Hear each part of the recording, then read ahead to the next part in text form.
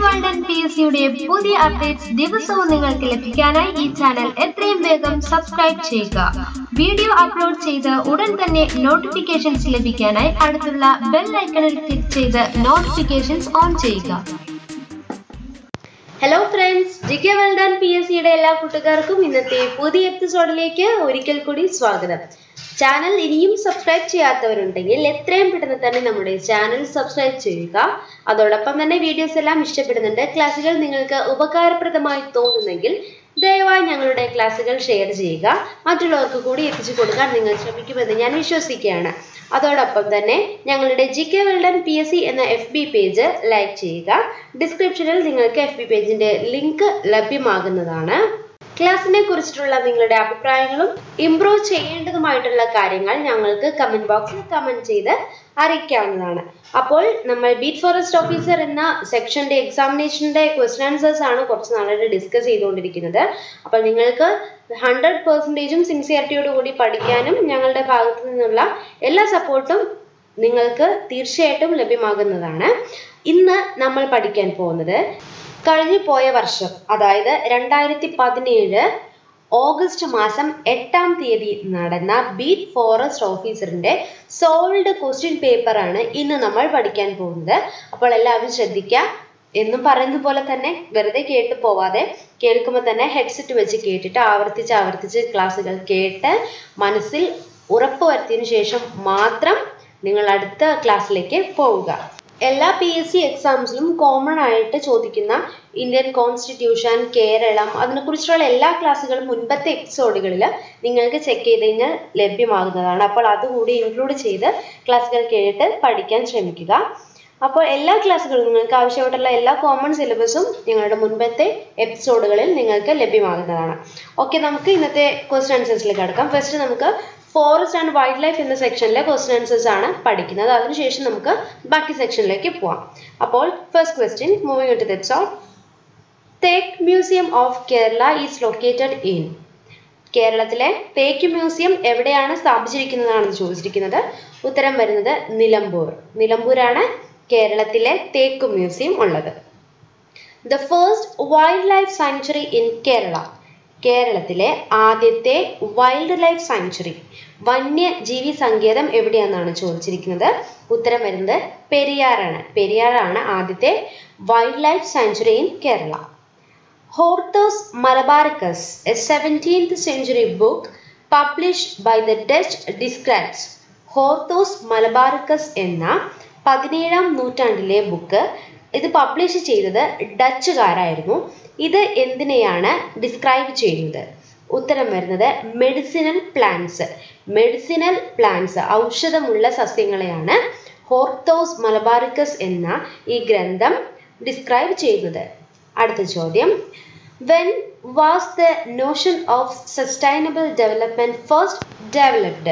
Sustainable development ആദ്യമായിട്ട് വികസിപ്പിച്ചത് എന്നാണ് ചോദിച്ചിരിക്കുന്നത്. വർഷമാണ് 1972. 1972 ആദ്യമായിട്ട് സസ്റ്റൈനബിൾ ഡെവലപ്മെന്റ് വികസനപ്പെടുത്തിയത്. Okay, moving on to the next question. Neelakurinji sanctuary is located in which district of Kerala.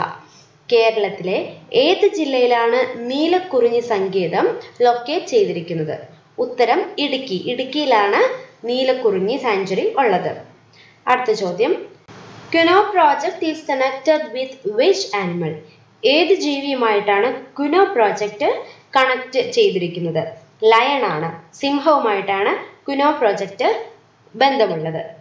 അടുത്ത ചോദ്യം, who is known as the father of Indian forestry. Indian ഫോറസ്ട്രിയുടെ പിതാവ് എന്ന് അറിയപ്പെടുന്നത് ആരെയാണെന്നാണ് ചോദിച്ചിരിക്കുന്നത്. ഉത്തരം ബ്രാൻഡിസ്. ബ്രാൻഡിസ് ആണ് ഫോറസ്ട്രി, ഇന്ത്യൻ ഫോറസ്ട്രിയുടെ പിതാവ്. അടുത്ത ചോദ്യം, how many schedules are there in wildlife protection act in 1972?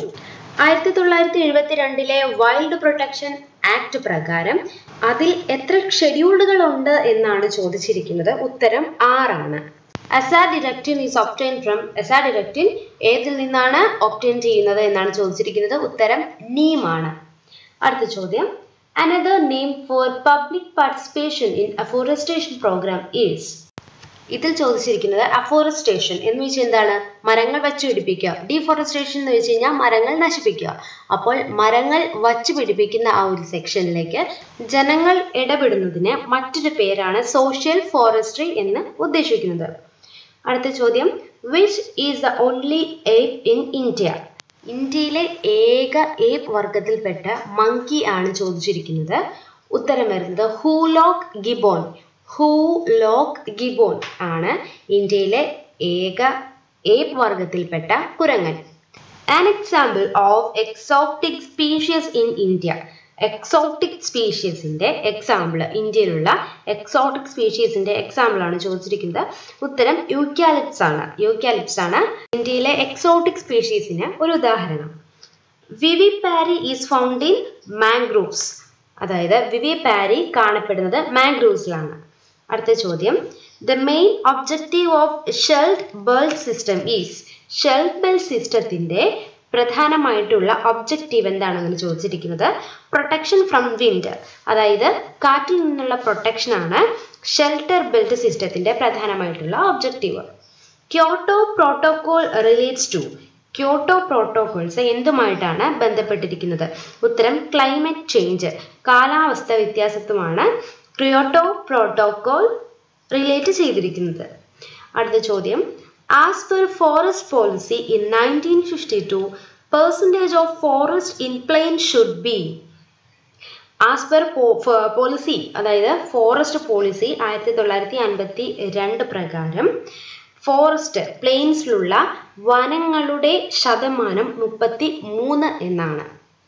അടുത്ത ചോദ്യം, which species is known as the ironwood of Malabar? മലബാറിന്റെ അയൺ വുഡ് എന്ന് അറിയപ്പെടുന്നത് എന്തിനെയാണെന്നാണ് ചോദിച്ചിരിക്കുന്നത്. ഹോപ്പിയ പാർവിഫ്ലോറ. ഹോപ്പിയ പാർവിഫ്ലോറ.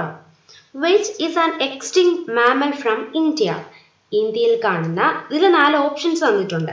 ഇതിലേതാണ് മാമൽ എന്ന് മാമൽ എന്ന് വെച്ചാൽ എന്താണ്? പ്രസവിച്ച് മുല വെട്ടാൻ കഴിവുള്ള ജീവികളെയാണ് നമ്മൾ മാമൽസ് എന്ന് വിളിക്കുന്നത്. അപ്പോൾ ഇന്ത്യയിലെ എക്സ്റ്റിൻറ്റ് ആയിട്ടുള്ള മാമൽ ഏതാണെന്നാണ് ചോദിച്ചിരിക്കുന്നത്. നമുക്ക് ഓപ്ഷൻസ് നോക്കാം. Panda, musk deer, pangolin and cheetah. ഇതിൽ ഉത്തരം വരുന്നത് ചീറ്റയാണ്. Stump planting is recommended for. Options ഉണ്ട്. സ്റ്റംപ് പ്ലാന്റിംഗ് ഇതിലേതാണ് എന്നാണ് ചോദിച്ചിരിക്കുന്നത്. യൂക്കാലിപ്സ്, കാഷ്വറിന, തേക്ക് ആൻഡ് പ്രോസ്പേസ്. ഇതിൽ ഉത്തരം വരുന്നത് തേക്കാണ്. തേക്കിനാണ് സ്റ്റംപ് പ്ലാന്റിംഗ് റെക്കമെൻഡ് ചെയ്തിരിക്കുന്നത്. Which Kerala river is mentioned as Churni in Chanakya's Arthashastra? ചാണക്യന്റെ അർത്ഥശാസ്ത്രയില് കേരളത്തിലെ ഏത് പുഴയാണ് ചൂർണി എന്ന് വിശേഷിപ്പിച്ചിരിക്കുന്നത്? ഉത്തരം പെരിയാറാണ്. പെരിയാർ നദിയെയാണ് ചാണക്യയുടെ അർത്ഥശാസ്ത്രയിൽ ചൂർണി എന്ന് വിശേഷിപ്പിച്ചിട്ടുള്ളത്. The biggest irrigation project in Kerala is Kallada project. Belong to which district? കേരളത്തിലെ ഏറ്റവും വലിയ ഇറിഗേഷൻ പ്രോജക്റ്റ് ആണ് കല്ലട പ്രൊജക്റ്റ്. ഈ ഒരു പ്രൊജക്റ്റ് ഏത് ജില്ലയുമായിട്ടാണ് ബന്ധപ്പെട്ട് ഇരിക്കുന്നതെന്നാണ് ചോദിച്ചിരിക്കുന്നത്. ഉത്തരം കൊല്ലം. കൊല്ലം ജില്ലയിലാണ് കല്ലട പ്രൊജക്റ്റ് കാണപ്പെടുന്നത്. അടുത്ത ചോദ്യം, Pazhassiraja art gallery is in. പഴശ്ശിരാജയുടെ ആർട്ട് ഗാലറി എവിടെയാണെന്നാണ് ചോദിച്ചിരിക്കുന്നത്. ഉത്തരം കോഴിക്കോടാണ്. Who built the Dutch palace at Mattancherry in 1555? Dutch palace, അതായത് മട്ടാഞ്ചേരിയിൽ കാണപ്പെടുന്ന ഡച്ച് പാലസ് ആരാണ് ബിൽഡ് ചെയ്തിരിക്കുന്നത്? ഉത്തരം വരുന്നത് ദ പോർച്ചുഗീസ്. പോർച്ചുഗീസുകാരാണ് ഡച്ച് പാലസ് മട്ടാഞ്ചേരിയിൽ 1555 പണി കഴിപ്പിച്ചത്. Which rulers of Kerala controlled the Lakshadweep? കേരളത്തിലെ ഏത് രാജാക്കന്മാരാണ് ലക്ഷദ്വീപ് കൺട്രോൾ ചെയ്തിട്ടുണ്ടായിരുന്നത്? ഉത്തരം അറക്കൽ കിങ്ഡം. അറക്കൽ കിങ്ഡം ആണ് ലക്ഷദ്വീപ് കൺട്രോൾ ചെയ്തിരുന്നത്. കേരളത്തിലെ റൂളേഴ്സിനെ കുറിച്ചിട്ടാണ് പറഞ്ഞത്. Which is the mountain range that starting from Tapti river in the north to Kanyakumari in south? ഏത് മൗണ്ടൻ റേഞ്ച് ആണ് താപ്തി റിവർ നോർത്തിലുള്ള താപ്തി റിവർ മുതൽ കന്യാകുമാരി സൗത്ത് വരുന്ന ആ ഒരു ഭാഗം വരെ നിൽക്കുന്നത് ഏത് മൗണ്ടൻ റേഞ്ച് ആണെന്നാണ് ചോദിച്ചിരിക്കുന്നത്. ഉത്തരം വെസ്റ്റേൺ ഘട്ട് ആണ്. Which among the following is a salt lake in Rajasthan? രാജസ്ഥാനിലെ സോൾട്ട് ലേക്ക് ഏതാണെന്നാണ് ചോദിച്ചിരിക്കുന്നത്. നമുക്കൊന്ന് ഓപ്ഷൻസ് നോക്കാം. ഇതിൽ Sambhar lake, Kailana lake, red hill lake and Chilka lake. ഇതിൽ ഉത്തരം വരുന്നത് സാമ്പാർ ലേക്ക് ആണ്. The longest national highway in India is. ഇന്ത്യയിൽ ഏറ്റവും നീളം കൂടിയ നാഷണൽ ഹൈവേ ഏതാണെന്നാണ് ചോദിച്ചിരിക്കുന്നത്. ഉത്തരം NH7 ആണ്. ഓക്കെ, അപ്പോൾ ഇന്ന് നമ്മൾ പഠിച്ചിട്ടുണ്ടായിരുന്നത് കഴിഞ്ഞ വർഷത്തെ 2017 ഓഗസ്റ്റ് 8-ാം തീയതിയാണ് ഈ എക്സാം നടന്നത്. അതിലെ വൈൽഡ് ലൈഫ് സെക്ഷനും അതോടൊപ്പം തന്നെ ജോഗ്രഫിയുമായിട്ട് റിലേറ്റഡ് ആയിട്ടുള്ള ക്വസ്റ്റ്യൻസസ് ആണ് ഇന്ന് നമ്മൾ പഠിച്ചിട്ടുള്ളത്. അപ്പോൾ തുടർന്നും ഇതേപോലുള്ള ക്ലാസ്സുകൾ ഇനിയും വരാനിരിക്കുന്നുണ്ട്. ഒരുപാട് സോൾവ്ഡ് ക്വസ്റ്റ്യൻ പേപ്പേഴ്സ് നമുക്ക് ഡിസ്കസ് ചെയ്യാം. എക്സാം അടുക്കുന്തോറും നമുക്ക് കൂടുതൽ ക്ലാസ്സുകൾ നിങ്ങൾക്ക് ലഭ്യമാക്കാൻ ഞാൻ മാക്സിമം ട്രൈ ചെയ്യുന്നതാണ്. അപ്പോൾ തുടർന്ന് നിങ്ങളുടെ സപ്പോർട്ട് ഉണ്ടാകുമെന്ന് വിശ്വസിക്കുകയാണ്. ദയവായി ഞങ്ങളുടെ വീഡിയോസൊക്കെ ഷെയർ ചെയ്യുക, ലൈക്ക് ചെയ്യുക, കമൻറ്റ് ചെയ്യുക. അപ്പോൾ നാളെ ഇതുപോലെയുള്ള വേറെ ക്വസ്റ്റ്യൻ ആൻസേഴ്സുമായിട്ട് നിങ്ങളുടെ മുൻപിൽ വരുന്നതാണ്. Till then, bye bye and thank you for watching my channel.